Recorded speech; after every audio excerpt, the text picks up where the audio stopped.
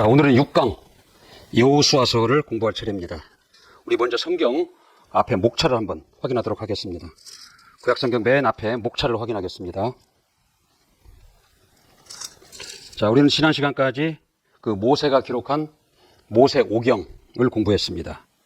자, 오늘은 이제 여호수아부터 시작을 하는데, 여호수아서에서 여호수아에서 에스더까지 목차를 쭉 확인해 보세요. 여호수아, 사사기, 룻기, 사무엘 상하, 열왕기 상하, 역대상, 역대하, 에스라, 느헤미야, 에스더. 이 12권을 역사서라 그렇게 얘기를 합니다. 이스라엘의 역사를 기록했다. 그래서 역사서다. 그렇게 얘기를 합니다. 이 구약 성경을 그 이스라엘의 그 역사의 관점으로 본다면, 창세기부터 그 신명기까지는 그 이스라엘의 건국에 관한 이야기가 되겠죠. 그리고 오늘부터 시작하는 그 여호수아에서 에스더까지는 이스라엘의 역사를 기록한 책입니다. 그러니까 이스라엘의 역사라는 관점에서 보면은 이 구약 성경은 맞는 얘기예요. 이스라엘의 역사가 맞는 얘기다라는 거죠. 그러니까 이 역사서는 마치 우리 이조 시대의 그 역사를 기록한 이조 실록과 같은 것이다라는 거죠. 이스라엘의 역사를 조목조목 기록한 내용입니다. 그리고 우리에게 단군 신화가 있듯이 이 모세오경의 내용은 이스라엘의 시작부터 그 태동, 그 건국 과정을 기록한 책이 되는 것이다라는 거죠. 이렇게 그 구약 성경은 이스라엘의 역사서다. 맞는 얘기입니다. 그러나 이걸 이스라엘의 역사로 단정 지어버리고 이스라엘에 관한 역사책이다라고 강조를 해버리면, 하나님은 하나님의 일을 하시기 위해서 이스라엘의 그 역사를 의지하는 아주 궁색한 분이 되는 거예요. 그리고 이 성경은 예수 그리스도가 오시는, 특히 구약은 예수 그리스도가 오시는 하나의 통로다, 길이다, 그렇게 말씀을 드렸잖아요. 그러니까 예수 그리스도는 이스라엘의 역사를 편승해서 거기를 의지해서 올 수밖에 없는 이러한 결과가 나타나는 겁니다. 이스라엘의 역사가 맞지만 이건 거기서 끝나는 것이 아니다라는 거죠. 이스라엘은 나라 자체가 하나님의 목적에 의해서 하나님의 방향을 가지고 세운 나라가 이스라엘입니다. 그리고 하나님께서 하나님의 일을 위해서 사용하신 나라가 이스라엘이에요. 그리고 하나님의 일을 위해서 그 선택을 받은, 쓰임을 받은 나라가 이스라엘이라는 거죠. 그러니까 이스라엘의 나라 자체가 하나님으로 말미암아 시작이 된 거예요. 하나님의 목적을 위해서 하나님이 시작하신 나라라는 거죠.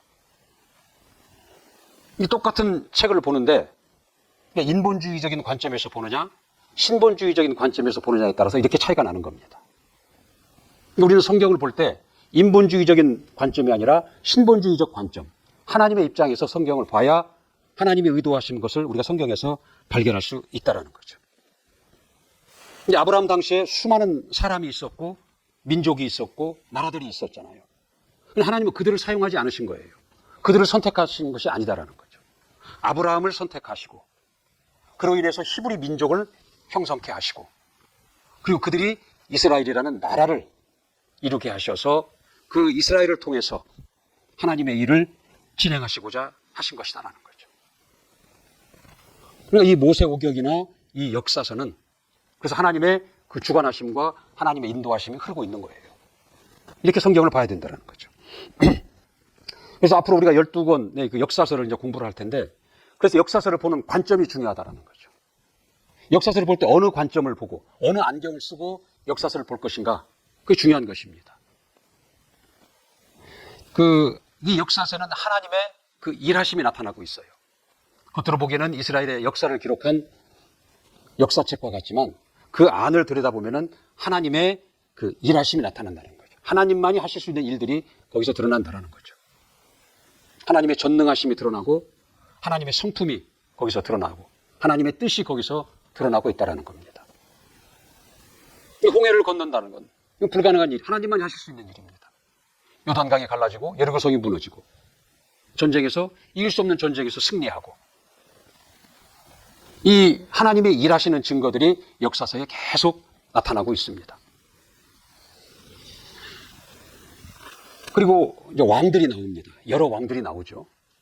그리고 사사들이 나와요. 하나님이 세우신 지도자, 사사들이 나온다라는 거죠. 그래서 얼핏 보면 왕이 거기에 주인 같고 사사들이 주인공 같지만 그 왕과 사사를 세우시는 분은 하나님이셨다라는 거죠. 그 역사를 이렇게 저렇게 움직이는 것은 역사의 그 주관자가 하나님이신 것을 발견할 수 있다는 것입니다. 그리고 하나님의 약속이 흘러가고 있어요. 아브라함에게 약속하신 하나님의 그 약속이 계속 역사서에 흘러가고 있다는 거죠. 그러니까 아브라함에게 약속하신 가나안 땅을 결국은 그 약속이 이루어져서 이스라엘이 그 땅을 성취하게 된다는 거죠. 그리고 또 하나는 뭐냐면 그 복과 저주를 통해서 하나님의 현재성을 드러내고 계세요. 하나님의 권위를 드러내고 있다는 거죠. 자, 이와 같은 그 관점을 가지고 역사서를 보면은 이게 단순 이스라엘 역사가 아니라 이 하나님이 주관하시고 하나님이 인도하심을 거기서 볼 수 있다는 거죠. 근데 하나님이 이스라엘의 역사를 의지하신 것이 아니고 예수 그리스도가 이스라엘의 그 역사를 편승해서 오신 것이 아니라 하나님이 목적과 계획을 가지고 나라를 세우셨고 그 나라의 모든 역사의 주관자가 하나님이 되심을 알 수 있다는 것입니다. 이런 관점으로 앞으로 공부하게 될 그 역사서를 봐야 된다는 거죠. 자, 그 역사서 중에 오늘은 첫 번째로 여호수아서를 오늘은 공부하도록 하겠습니다. 그 여호수아서의 그 먼저 개관을 보면은 그 전체 흐르는 내용이 전쟁에서의 승리와 축복입니다. 승리와 하나님이 복을 주심, 축복이 그 밑바탕에 흐르고 있다는 거죠. 이 승리와 축복은 어디에서 오냐? 그 하나님에 대한 믿음, 신뢰가 있고 이 믿음과 신뢰가 있기 때문에 순종을 한다는 거죠. 하나님의 말씀에. 그래서 그 결과로 승리와 하나님으로부터 복을 받는 축복. 이 얘기가 밑바탕을 흐르고 있다는 거죠. 그러니까 오늘날에도 하나님은 우리 자신의 그 영혼을 사랑하는 자들을 기뻐하십니다. 아들의 핏값을 주고 사신 영혼, 피의 은혜를 입은 영혼, 하나님의 자녀된 영혼, 그 자신의 영혼을 사랑하는 자들을 하나님은 기뻐하신다라는 거죠. 그리고 믿음이 있어서 순종하는 자들, 이런 자들을 기뻐하신다라는 거죠. 이들이 믿음이 있고 하나님에 대한 신뢰가 있어서 순종함으로 승리와 축복이 그들에게 임했던 것 같이 믿음이 있어서 순종하는 자들을 하나님은 기뻐하신다라는 거죠. 그리고 소망이 있다라는 거죠. 하늘나라에 대한 소망이 있어서 이 땅에보다 하늘나라를 더 사랑하는 자들을 하나님은 사랑하신다라는 거죠. 근데 오늘날 나 자신이 하나님의 기뻐하심이 되고 내가 하나님의 사랑을 받는 방법은 어디에 있느냐? 내 영혼을 사랑하는 겁니다. 그리고 하나님을 신뢰함으로 하나님의 그 말씀에 대한 믿음이 있고 믿음이 있어 믿음을 따라 순종할 때 그리고 하늘에 대한 소망이 있고 이 땅보다 하늘에 대한 소망을 가지고 있을 때 우리는 하나님의 기뻐하심이 되고 하나님의 사랑을 받는 자가 된다는 거죠. 이게 뭐예요? 영혼이 이런 자들이 하는 이 일을 하나님은 지원해 주시고 하나님은 도우시는 겁니다. 다른 표현을 어떻게 하는 거예요? 영혼이 잘됨과 같이 그런 거예요. 영혼이 잘됨과 같이 그 범사가 잘되고 강건하리라 그랬잖아요. 그러니까 오늘 나는 과연 내 영혼을 사랑하는 자인가? 나는 정말 믿음이 있어 믿음으로 순종하는 자인가? 하늘나라에 대한 소망이 있어서 이 땅보다 하늘나라를 더 소망하고 사랑하고 있는가? 우리 자신을 한번 돌아볼 필요가 있는 겁니다. 이 여호수아서의 전 밑바탕을 흐르고 있는 승리와 축복은 결과적으로 이 믿음과 믿음에 따르는 순종의 결과로 나타나는 것이다. 이런 것입니다. 그러니까 전쟁을 하면서 이제 하죠. 근데 이 전쟁에서 승리를 하는 것은 뭐냐면 이스라엘의 그 군대의 힘, 아니 수적 우위, 그들의 잘 짜여진 전략 때문에 그런 것이 아니라 하나님의 말씀에 대한 믿음과 순종이 승리와 축복을 가져왔고, 또 하나님이 약속하신 것을 이루시는 분이라는 걸 보여주고 있다는 거죠. 이스라엘이 잘해서, 그들이 군대의 힘이 강해서, 수적으로 많아서 전쟁을 이긴 것이 아니라 하나님이 하나님의 약속을 지금 이루어가고 계시기 때문에 그 과정 중에서 이스라엘은 승리가 있고 축복이 있었고, 그걸 보여주고 있다는 거죠. 그래서 이 여호수아에서 보면은 차지하다, 차지하라, 이 말이 22번이 반복이 됩니다. 그리고 이제 물려받다, 물려받으라, 이 내용이 63번이 나온다고 그럽니다.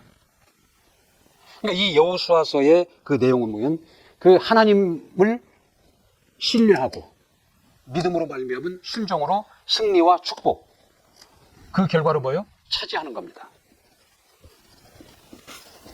하나님이 약속하신 가나안 땅을 차지하다라는 거죠. 그러니까 또 하나는 뭐예요? 이 차지하는 것을 이제 분배하는 겁니다. 차지하다, 차지하라. 그리고 물려받다. 아까 제가 말씀을 잘못 드린 것 같네요. 물려받다, 물려받으라가 63번이 나온다고 그랬죠. 그러니까 차지하고 물려받아서 분배하는 내용이 이 여호수아서의 전체의 그 내용입니다. 큰 내용이다라는 거죠. 그러니까 그 창세기는 그 이스라엘의 나라의 그 태동이 나온다라는 거죠. 그리고 아브라함에게 장차 있을, 아브라함을 통해서 민족이 이루어지고 이스라엘이라는 나라가 건국이 될 텐데, 그들이 차지할 그 땅에 대한 약속이 있다는 거죠. 창세기를 보면. 출애굽기를 보면 이제 이들이 민족을 이루잖아요. 아브라함을 통해서 그 씨가 이제 애굽에 들어가서 큰 민족을 이루잖아요. 출애굽은 그들을 구원하신다라는 거죠. 그들에서 출애굽시키시는 거예요. 그들을 구원하시고 그들과 하나님이 계약을 맺잖아요. 나는 너의 하나님이 될 것이다. 너희는 내 백성이 된다. 계약을 맺는다는 거죠. 그러니까 이 약속의 땅을 그들이 차지할 수 있는 이제 기초 작업을 하시는 거예요. 레위기는 뭐예요? 이들이 이제 하나님의 백성으로서 살아갈 율법, 명령과 규례와 법도라고 그랬죠. 하나님의 백성으로 살아갈 명령과 규례와 법도를 계시하신 것이 레위기다라는 거죠. 근데 민수기는 뭐예요? 이제 1세대들이 명령과 규례와 법도를 받고 이 약속의 땅을 향해서 이제 본격적인 준비를 하잖아요.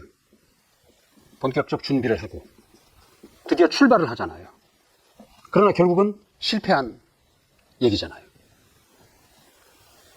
그다음에 신명기는 이제 1세대가 멸절이 돼버리고 2세대에 의해서 다시 준비되고 재출발을 한다는 거죠. 그 약속의 땅을 향해서. 이게 신명기의 내용이잖아요. 그러니까 이렇게 놓고 볼 때 하나님으로 말미암은 태동, 하나님의 약속이 창세기에 나오고,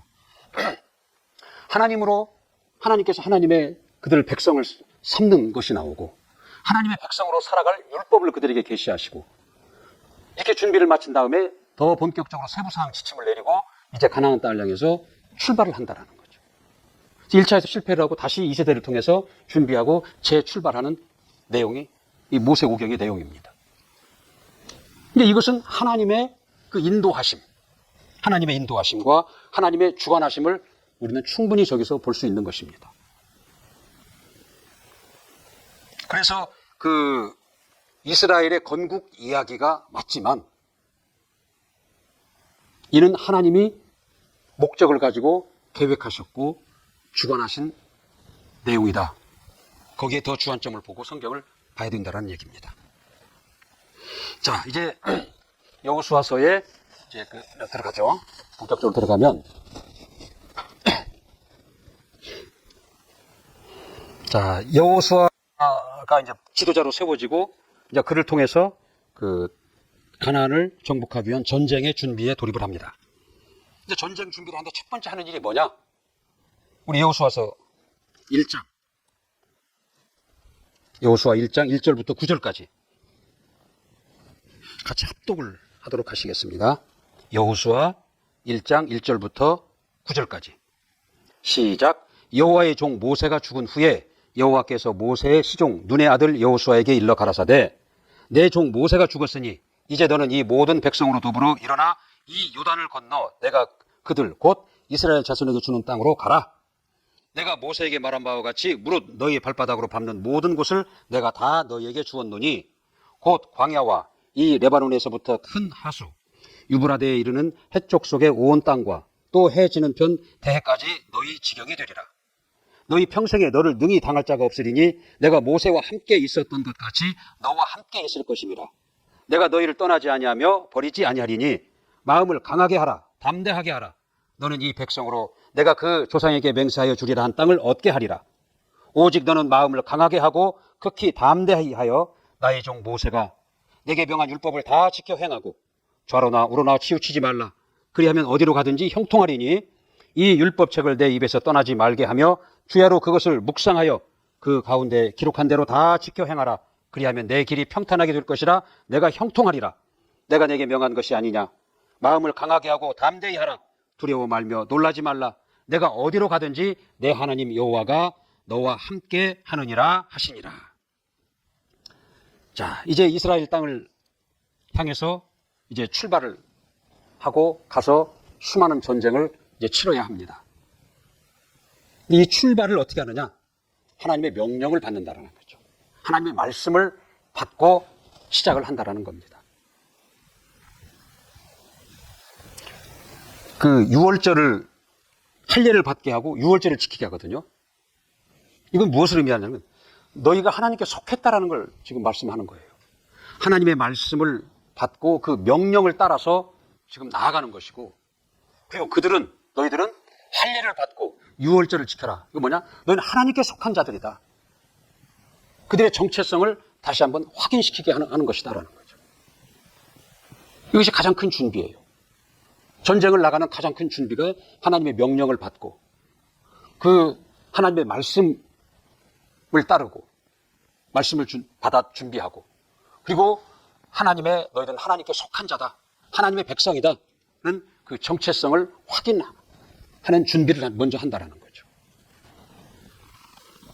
그리고 이제 정탐꾼을 보내고 요단강을 건너서 간다라는 것입니다. 우리가 읽은 그 1절에서 9절까지 그 내용을 보면은 그 함께하심이라는 내용이 나옵니다. 그러니까 이스라엘이 전쟁에서 이제 승리를 해 나가는데 그 승리의 비결은 하나님이 그들과 함께하심입니다. 우리 1장 5절 한번 볼까요? 방금 읽은 여호수아서 1장 5절. 너희 평생에 너를 능히 당할 자가 없으니 내가 모세와 함께 있었던 것 같이 너와 함께 있을 것임이라. 내가 너를 떠나지 아니하며 버리지 아니하리라. 함께 하겠다라는 거죠. 하나님이 함께 하심으로 말미암아 승리를 약속하고 있는 거예요. 이 창세기에 나오는 요셉의 이야기도 나옵니다. 요셉에서 창세기 39장에 보면은 그 보디발에게 팔려가잖아요. 보디발에게 종으로 팔려가지만 하나님이 요셉과 함께 하심으로 그가 형통한 자가 되어라고 기록되어 있습니다.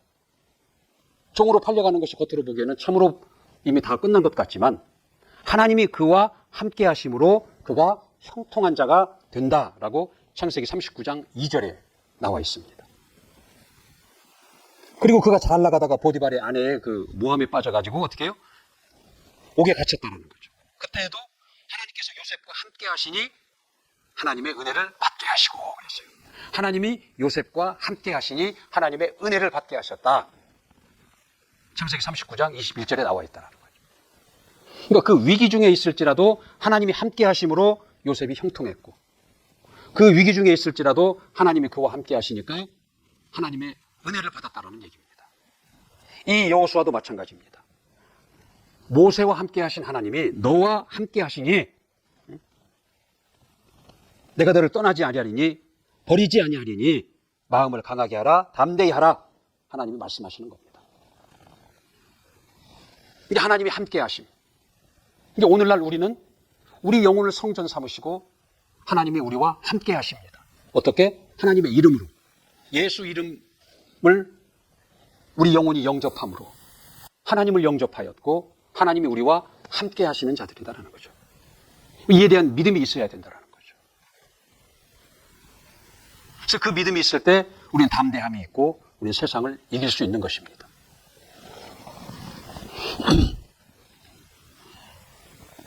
이렇게 약속을 받고 이제 출발한다. 약속으로 출발합니다. 하나님의 말씀을 받고 시작을 한다라는 것이죠.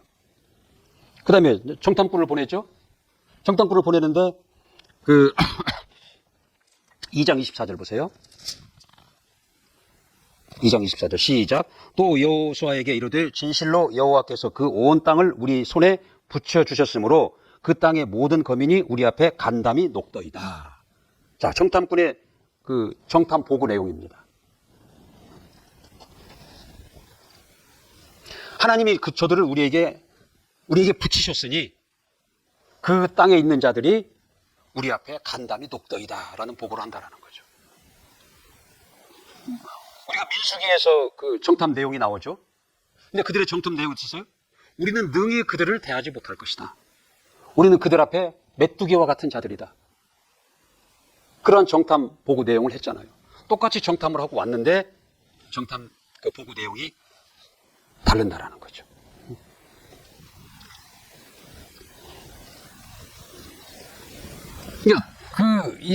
들어가서 싸워야 될 그 나라의 형편은 바뀌지 않았어요. 그 민수기 때 가서 정탐한 그 내용이나 지금 여기서 나오는 그 정탐할 때나 그 형편은 바뀌지 않았다라는 거죠. 그러나 이들이 이제 하나님의 약속을 믿고 하나님을 신뢰함으로 인해서 그들의 보는 눈이 바뀐 겁니다. 그래서 그 민수기에 나왔던 자들은 부정적이고 현실을 그대로 받아들이고 그 현실 앞에서 절망하고 낙담하고 그런 보고를 냈지만 이제 여기서는 다른 눈으로 받아보니까 현실은 그대로이고 객관적으로 볼 때 우리가 약하지만 하나님이 함께 하심으로 약속하셨으니 우리가 능히 그들을 대적할 수 있고 그들은 우리 앞에 간담이 녹더이다라는 보고를 낸다라는 거죠. 이 여호수아서 2장 9절부터 11절까지 보면은 그 기생 라합의 얘기가 나오잖아요. 우리 9절부터 11절 한번 볼까요? 2장 9절부터 11절까지 한번 합독하시겠습니다. 시작. 말하되 여호와께서 이 땅을 너희에게 주신 줄을 내가 아노라. 우리가 너희를 심히 두려워하고, 기생 라합의 얘기입니다. 내가 너희를 심히 두려워하고, 지금 정탐을 간 자들을 만나서 기생 라합이 지금 한 고백이에요.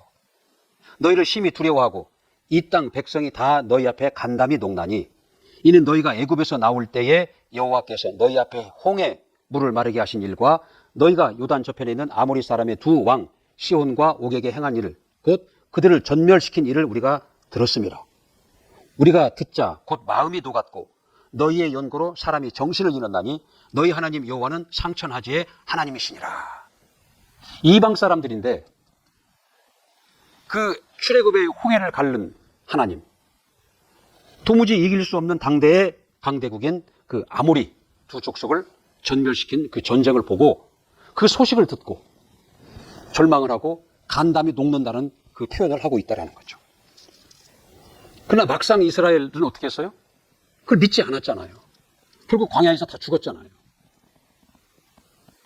그러나 오히려 이방 민족은 이들은 그 소식을 듣고도 이스라엘에 들어온다고 하니까 벌써 간담이 녹아버린 거예요. 전의를 상실해버린 겁니다. 그 야고보서 1장 19절에 보면은 그 예수 이름의 그 권세, 예수 이름의 그 능력을 귀신도 믿고 두려워 떤다 그랬습니다. 이게 세상 사람들은 물론 예수 이름을 인정하지도 않고 믿지도 않습니다. 그리고 오늘날 예수 이름을 영접한, 예수 이름을 모신 우리는 과연 어떠할까? 정말 귀신도 그 이름을 알고 두려워 떠는데 우리는 과연 그 이름에 대한 자부심과 그 이름이 과연 우리에게 기업이 되고 있고 과연 그 이름에 대한 신뢰와 믿음이 있는가? 우리는 여기서 그 이스라엘 사람들의 그 반응을 보고 우리 자신을 한번 돌이켜 볼 필요가 있는 것입니다.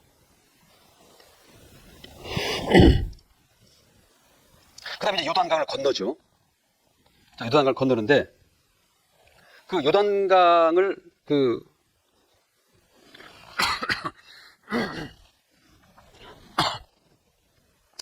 건넌데, 이스라엘의 힘으로 건넌 것이 아닙니다. 그때가 시기적으로 물이 가장 높을 시기예요. 그러니까 그걸 도무지 건너갈 수 없는 상황이었다라는 거죠. 근데 하나님이 그 길을 열어주신 거예요. 근데 하나님이 그 길을 열어주신데, 우리가 홍해에서 출애굽에 보면은 홍해를 건너는 이야기가 나오잖아요. 거기도 물이 열려서 이제 육지와 같이 걸어간다는 거거든요. 여기도 마찬가지예요. 이제 요단강에 물이 이제 마르고 거기를 건너가거든요. 그러니까 출애굽기에 나오는 그 홍해를 건너죠. 홍해를 건너요. 분명히 물이 있다라는 거죠. 바닷물이잖아요. 근데 길이 나는 거예요. 그래서 육지를 건너듯이 거기를 건너요. 여기 지금 여호수아서에서 나오는 이 요단이라는 강이 있다라는 거죠. 근데 분명히 물이 있어요. 건널 수 없는. 결국은 육지를 건너듯이 건넜거든요. 같은 상황이다라는 거죠. 근데 차이가 있습니다. 여기는 하나님이 은혜로 일방적으로 물길을 내셨어요. 모세가 손을 내밀을 때 하나님이 그걸 열어주셨다라는 거죠. 근데 여기는 하나님 미리 열어주시지 않았다라는 거죠. 너희가 가라 그런 거예요. 너희가 이 법궤를 메고 들어가라라고 하는 겁니다. 하나님 미리 열어주시고 건너가라는 게 아니라 법궤를 메고 너희가 거기를 들어가라 얘기를 하신 거예요. 그럴 때 이 물길이 이제 물이 마르고 길이 열린 것이다. 이런 차이가 있다라는 거죠. 그러니까 이걸 오늘날로 적용해 보면 이건 구원이에요, 구원. 이게 하나님의 구원은 은혜로 받는 겁니다. 내 수고와 노력이 없는 거예요. 믿음으로 받는 거예요, 그냥 단순히. 하나님이 베푸신 은혜를 내 소유로 삼는 것. 그것이 내게 효험이 되게 하는 것은 믿음입니다, 믿음. 믿음만 있으면 된다는 거예요. 이건 하나님이 여러 구원을 오늘날 예표하고 있는 거고, 우리를 믿기만 하면 된다라는 거예요. 내 수고가 들어갈 일이 없다라는 거죠. 근데 여기는 뭐예요? 이 의지를 사용해야 되는 거예요. 너희가 들어가라라는 거죠. 의지를 사용하고 이 믿음을 사용해야 된다는 거죠. 들어가면 죽는데 어떻게 들어갑니까? 믿음이 하나님을 믿고 그 하나님을 믿기에 그분의 말씀을 믿는 믿음을 사용함으로 내 의지가 발동이 되고 하나님 말씀하신 대로 법궤를 메고 들어가니까 요단강이 말라진 것입니다. 이런 차이가 있다는 거죠. 그러니까 우리가 믿음, 구원이라는 것은 그냥 은혜로 받은 거예요. 믿음으로 그냥 받은 것이다라는 거죠. 그러니까 오늘 구원받은 이후에 우리의 삶이라는 것은 어떻게 해요? 내 의지를 사용을 해야 되는 것이고 이 믿음을 사용해야 된다라는 거죠. 가지고 있는 믿음과 사용하고 있는 믿음은 다른 것입니다. 내가 그 믿음을 사용할 때 내 의지를 사용해서 의지를 사용할 때 거기에서 하나님의 영광을 우리가 볼 수 있는 것입니다. 이런 과정을 거쳐서 요단강을 건넌 겁니다. 요단강을 건넌 것은 이들의 능력이 아니에요. 믿음과 순종의 작품이라는 거죠. 믿음과 순종으로 이들이 요단강을 건넌다라는 거죠. 그러니까 이 믿음이라는 말에는 이 두 가지 의미가 있는 거예요. 믿기를 지속하다. 그 다음에 순종하다. 이 두 가지가 의미가 있는 겁니다. 근데 믿음이 있다, 오늘날 믿음이 있다 하는 것은 뭐예요? 그것을 믿기를 지속한다라는 거죠. 그리고 말씀을 쫓아 순종하기를 지속하는 것입니다. 그래서 이 믿음을 가질 때 우리가 하나님의 영광을 볼 수 있는 것입니다. 하나님으로 말미암은 결과를 우리는 볼 수 있는 것이다 라는 얘기죠.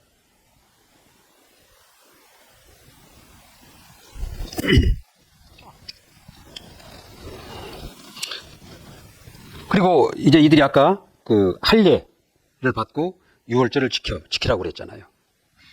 이들의 그 정체성을 다시 한번 확인하는 것이다라는 거죠. 근데 그들이 이제 그 가나안 땅에 들어가면 수많은 이방 민족들이 있다라는 거죠. 그들에게 섬기는 우상이 있고 그들의 풍습이 있다라는 거죠.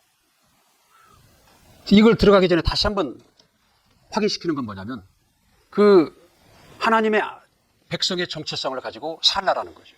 그들에게 동화돼서 그들의 우상을 섬기고 그들의 풍습을 따르지 말고 하나님을 섬기고 하나님이 계시하신 율법을 쫓아 살라.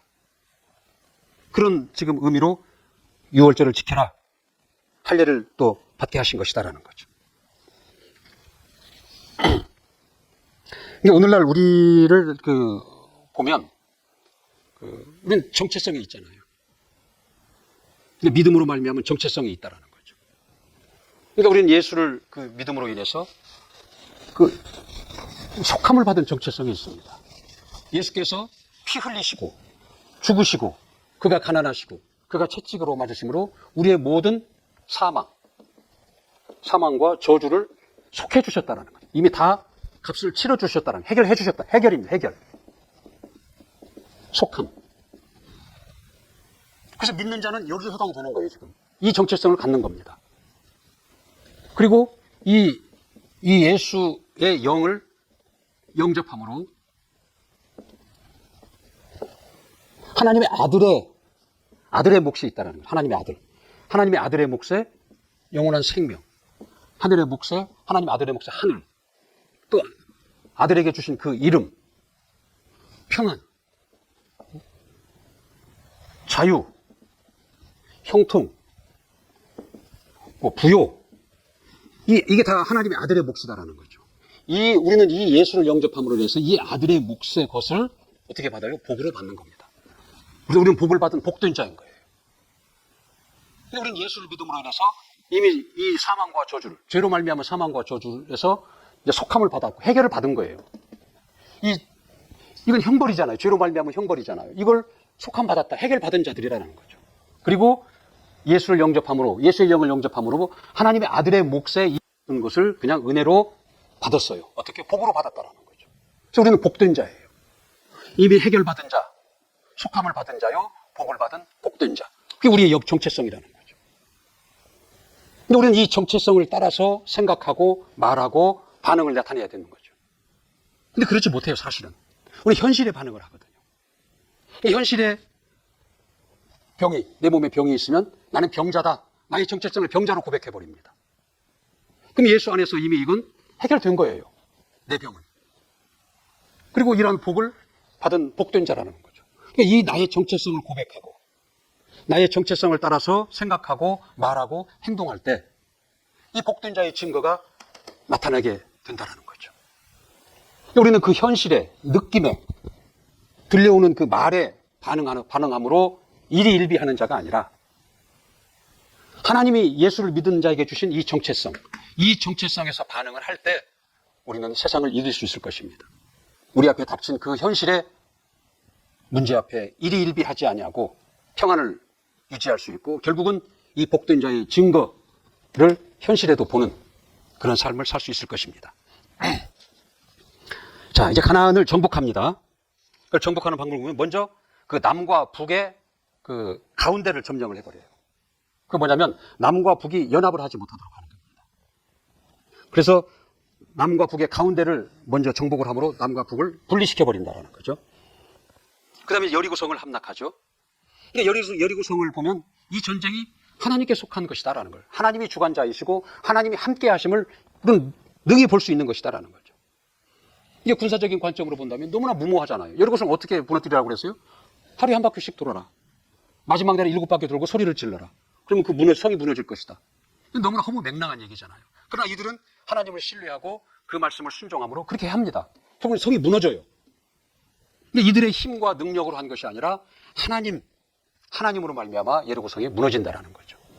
전쟁이 하나님께 속한 것이다라는 거죠. 그 여리고성이 얼마나 견고하냐면 그 여리고성 위에 길이 있는데 당시 마차가 2대가 다닐 수 있을 정도의 그렇게 견고한 성이다라는 거죠. 난공불락의 성이에요. 그 성을 하나님의 그들에게 말씀을 주시고 그 말씀을 순종함으로 인해서 그 성이 무너지게 하셨다라는 거죠. 그러니까 이 전쟁이 그 여리고성을 무너뜨리는 것이 그들의 힘과 전략이 아니라 하나님이 함께 하심의 결과라는 거죠. 전쟁이 하나님께 속한 것을 지금 보여주고 있다는 거죠.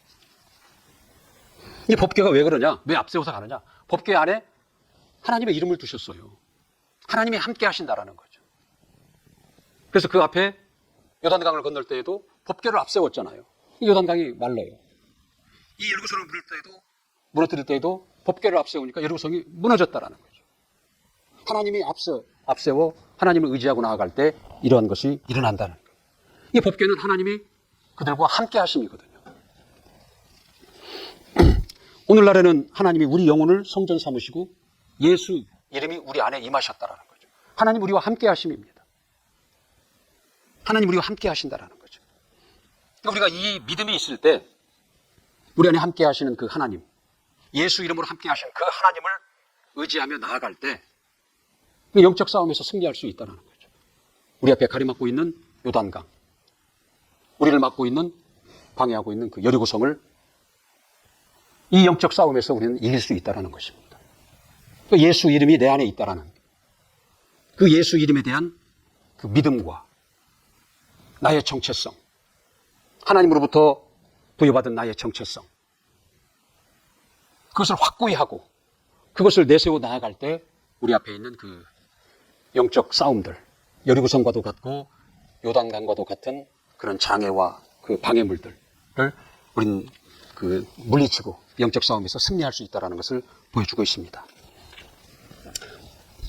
그 다음에 그 아이성의 얘기가 나오잖아요. 아간과 아이성의 얘기가 나오죠. 근데 여리고성을 이렇게 간단하게 무너뜨리고 그 다음 이제 아이성을 가는데 그건 조그마한 성이다라는 거죠. 능히 한 번에 단번에 물리칠 수 있다고 생각을 하고 간 거예요. 싸움을 시작을 했는데 결국은 패배합니다. 그래서 왜 패배했는가? 그 패배의 원인을 보니까 그 6장 16절에 보면은 그 여리고에서 취한 모든 것을 다 여호와께 바쳐라, 멸절시켜라, 없애버려라, 이제 그런 겁니다. 근데 어떻게 해요? 아간이라는 사람이 탐을 냅니다. 그 획득물을, 노획물을 탐을 내서 일부를 숨겼다라는 거죠. 하나님은 그렇게 말라 하셨는데 아간이라는 사람이 그걸 일부 숨긴 겁니다. 그것이 원인이 돼서 이게 이길 줄 알았던 그 아이성의 함락이 실패를 해버린다라는 거죠. 그래서 그 아간과 그 가족과 그가 숨긴 그 모든 것들을 다 진멸한 뒤에야 그 아이성을 정복하게 됩니다. 우리 사무엘상 15장 22절에 보면은 순종이 제사보다 낫다 그런 거거든요. 순종이 제사보다 낫다. 그러니까 사울 왕에게 그 하나님은 아멜렉 전투에서 그 획득한 모든 것을 다 없애라, 진멸시켜라 그런 거거든요. 그런데 어떻게 해요? 좋은 양과 기름진 것을 따로 둡니다.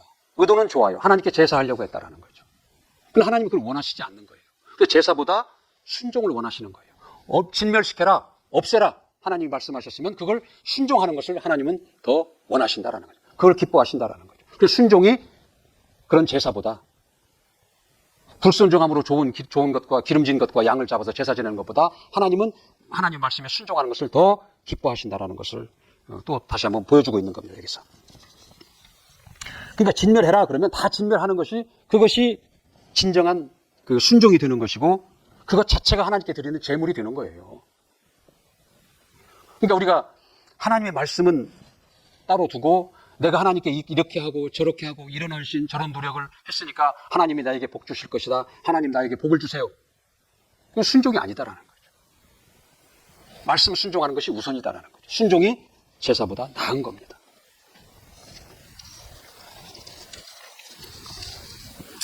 그 다음에 그 이스라엘이 정복한 그 가나안 왕들, 31명의 가나안 왕들의 그 명단, 성읍의 명단이 쭉 열거되어 있죠. 이거 무엇을 의미하냐면 수많은 전쟁을 치렀다는 걸 얘기합니다. 이게 그 땅을 거저 얻은 것이 아니라 하나님이 약속하셨기 때문에 하나님이 그들에게 거저 주신 것이 아니라 수많은 전투와 전쟁을 통해서 그것을 얻었다라는 거죠. 그들의 수고와 노력이 거기에 들어가 있다는 겁니다. 이제 오늘날 우리가 하나님의 은혜를 입고 하나님의 자녀가 되었고 그것으로 모든 것이 다 끝나는 것이 아니라 우리의 그 믿음과 순종이 있어야 돼요. 이제 그들은 뭐냐면 그들의 수고와 노력이 있었다라는 거예요. 그것을 얻기 위한 수고와 노력이 있어야 돼요. 이걸 통해서 31개나 되는 왕을 물리치고 그 성읍들을 빼앗았거든요. 근데 오늘날은 믿음과 순종이 있어야 되는 거예요. 믿음과 순종. 이것도 행위입니다. 이것도 행위예요. 이 믿음에 따른 순종도 행위입니다. 근데 이 행위와 이 행위는 다릅니다. 이건 사실 이 어떻게 보면 종교적인 행위예요. 내 수고와 내가 노력한 것을 결국 이건 뭐냐면 이건 그 행위 보상적인 것이라고 볼 수 있어요. 오늘날 교회 안에서도 그런 사람들이 많습니다. 내가 이만큼 했으니까 이만큼 주세요. 이만큼 했으니까 이만큼 주실 것이다. 내 노력과 내 수고한 만큼 받을 것이다. 이게 뭐냐면 세상 종교에서 다 그렇게 합니다. 100배, 100번 절을 해라. 1000배 절을 해라. 3000번 절을 해라.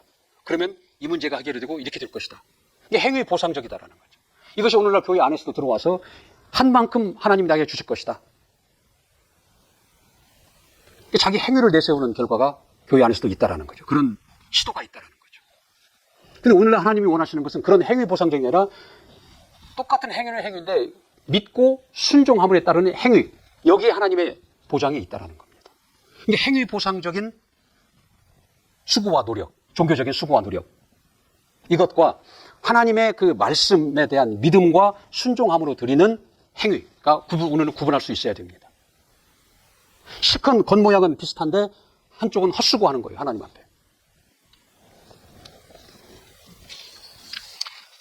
그 다음에 이제 보면 이게 땅을 분배하죠. 정복한 땅을 분배합니다. 요단강 동쪽은 루벤 지파, 갓 지파, 므낫세의 반 지파를 거기를 이제 가져가게 하고 요단강 서쪽은 나머지 9지파와 므낫세의 반 지파가 거기를 갖도록 땅을 분배하는 일을 합니다. 정복을 하고 땅을 분배하는 내용이 나오죠. 근데 여기서 특이한 것은 레위인들에게는 땅을 분배하지 않아요. 그 레위인들이라는 건 뭐냐면 그 제사장 일을 하는 사람들인데 그들은 하나님을 그 말씀을 가르치고 하나님의 법도를 전하는 자들이에요. 그들은 땅을 주지 아니하고 이스라엘 백성이 사는 48개의 성에 고르게 배치가 됩니다. 그래서 각 그 성에 들어가서 하나님의 말씀을 가르치고 하나님의 법도를 전하는 일을 하게 한다는 거죠. 그럼 그들은 어떻게 사느냐? 그 성에 있는 백성들이 11조를 합니다. 하나님 앞에.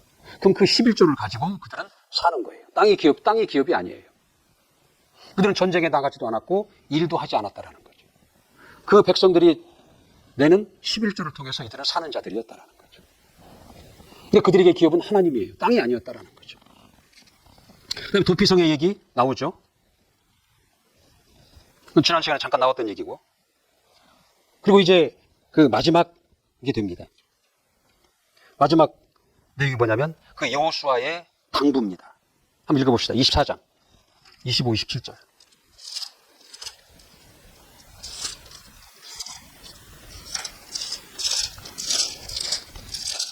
24장 25절에서 27절까지 시작. 그날에 여호수아가 세겜에서 백성으로 더불어 언약을 세우고 그들을 위하여 율례와 법도를 베풀었더라. 여호수아가 이 모든 말씀을 하나님의 율법책에서 기록하고 큰 돌을 취하여 거기 여호와의 성소 곁에 있는 상수리 나무 아래 세우고 모든 백성에게 이르되 보라 이 돌이 우리에게 증거가 되리니 이는 여호와께서 우리에게 하신 모든 말씀을 이 돌들이 들었습니다. 그런즉 너희도 너희 하나님을 배반치 않게 하도록 이 돌이 증거가 되리라 한다라는 거죠. 이 가나안을 정복할 때 처음 1장에서 우리가 합독한 내용이 뭐예요? 하나님의 말씀으로 시작을 한 겁니다. 그 1장의 내용은. 이게 시작할 때 하나님의 말씀으로 준비하고 시작을 하고 결국 이 마칠 때에도 이제 너희가 하나님의 말씀으로 시작해서 전쟁을 승리했어요. 그 땅을 다 분배받았어요. 그럼 이제 이 땅에서 너희가 정복한 땅에서 평탄하게 살 수 있는 방법은 뭐냐? 말씀을 순종하라는 걸 또 가르치고 있는 겁니다. 이게 말씀으로 시작해서 전쟁을 승리했고 이제 승리한 땅에서 너희가 편안하게 사는 방법은 거기에 그것도 말씀을 순종하는 것이다 라고 마지막 여호수아의 당부, 설교가 나옵니다. 그리고 맨 마지막 어떻게 결국 여호수아가 이제 110세에 죽는 것으로 이 여호수아서가 이제 끝난다라는 거죠. 근데 이 여호수아서는 결국 말씀으로 시작했고 말씀으로 이제 마무리를 짓는 겁니다. 그래서 결국 여호수아도 여기서 이제 숨을 거두게 되는 것입니다. 자, 오늘 강의는 여기까지 하도록 하겠습니다. 수고하셨습니다.